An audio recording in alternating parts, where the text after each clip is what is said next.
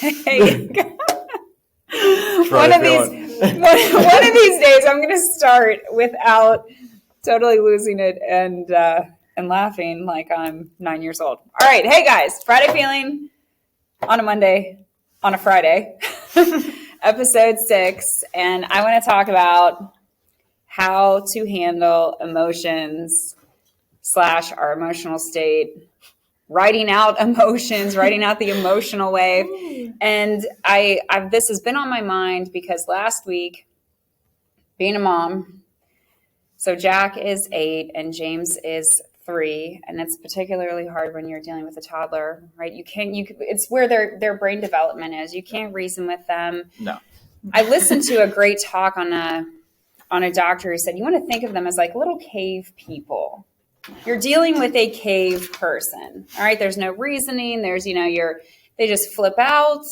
He wanted a hot dog. I make him a hot dog. I give it to him and it's, I don't want this, and the world Nobody is wants a hot ending. dog. I hate you. It's so true. Nobody wants a hot dog. No, there we have it. Nobody really wants a hot dog. Last week, except Mr. Cole. So last week, Jack, and it's also knowing your child. So when my child is hungry, overtired, and or overheated, we tend to have more breakdowns. And there was a sports practice, and it was I don't want to go. And this is he loves this sport. He lives for this day in and day out. And it was really hard. I had to remove myself physically. Thankfully, I have Mr. Cole, which is a leg up, because I feel a lot of times. My leg is up right now. And Mr. Cole's leg is up right now. Growing up in our household, it would have been helpful if we had had the equivalent of a Mr. Cole, and our parents did a great job. But your parents are also human, and you're tired, and you can lose it. It's hard to be understanding. And my brother did a phenomenal job of riding this emotional wave out. Eric, Mr. Cole, how long did it take? About an hour. An hour. And I'm talking, you have a kid that is digging their heels in. I'm not going to do this. I don't want to do this. Crying. No.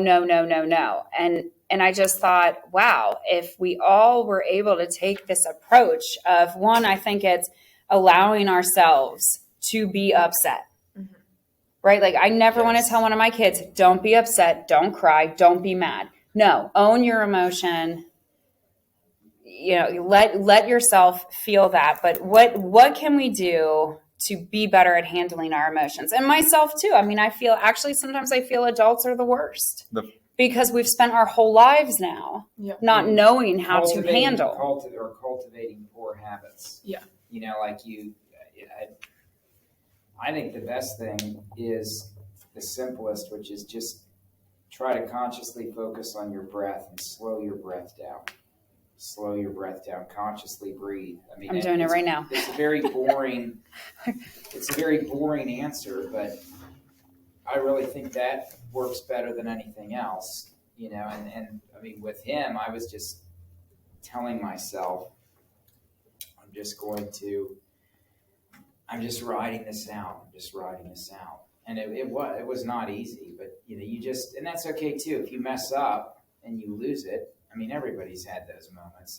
You have to be gentle on yourself. Don't be hard on yourself. That just makes the tension worse, but really focus on the breath and then maybe move, like go take a walk, do something active to rebalance yourself. What do you guys do as teenagers, and especially being under a lot of emotional stress in school, which I'm seeing all the time? I think the first thing I do is try to consider what is making me upset, but also what could be making the other people involved in this situation upset. What could have led to this from both angles? Oh, and realizing that, don't look at me like that. Realizing that somebody else could be feeling something too, and considering the other perspective. Yeah, and even if you think they're totally wrong, you have to realize they're feeling that way for a specific reason.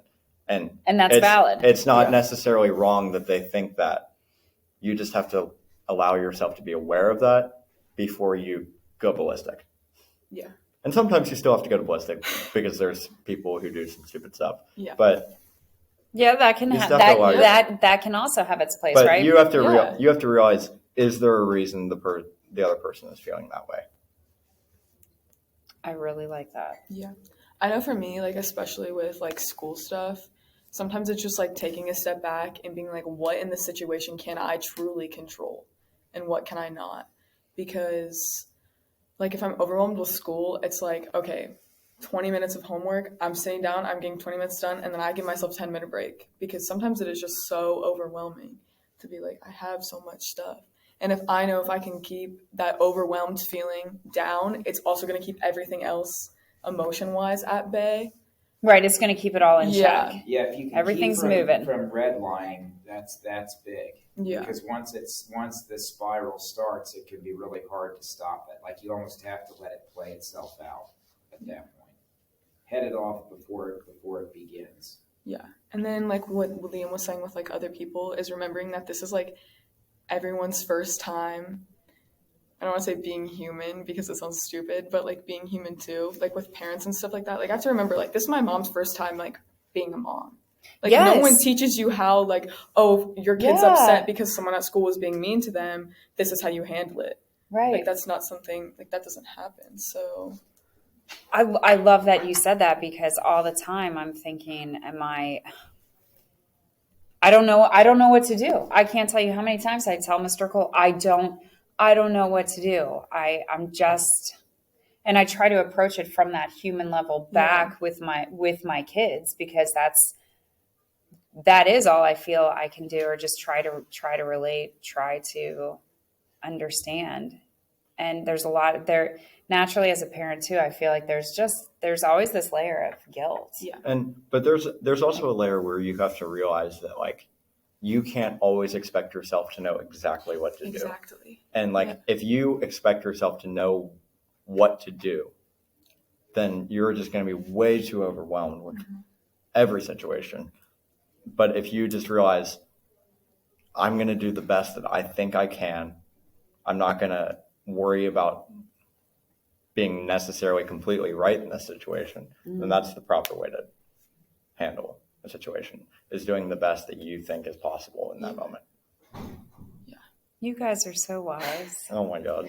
I was thinking of something Mr. Cole said a couple minutes ago about bringing it back to the breath. And that is really important because so yoga says that every emotional state, this is going to blow my mind. And maybe I mentioned this before in class. It's probably been a couple years.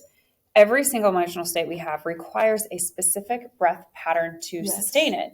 So I'm having in those moments, if I'm angry, sad, overwhelmed, that amazes me that my brain knows, okay, I'm going into that specific breath pattern. So that's why they say when you slow and deepen your breathing, you're going to slow and calm the mind back down. Yes. But it's almost so simple to me that I completely forget about it, or I get caught up like in the classroom. I'm thinking, oh, well, I got to review for this quiz and now I'm going to pass this out. And then I want to get this done.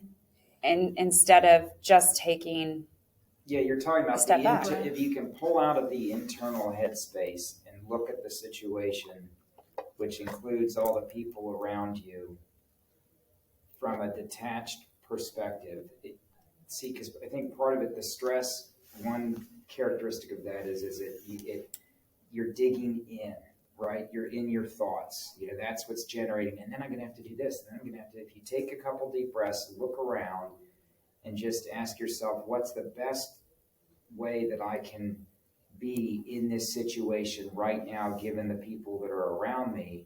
It takes you out of your head. It gives you another challenge to respond to, and it takes the energy and allows you to then project it in a more positive direction, right? Because most of the time we're talking about the negative stress, so often the direction that's going is internalized, right? But then there is a situation where you've got like a stress generated by someone else who's coming at you with a certain kind of energy that is less than optimal.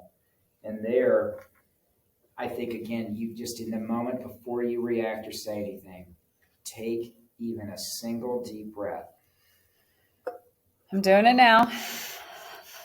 Step back and even you can say something like, "Whoa, okay, we just need to take a minute here. Just let's take a minute.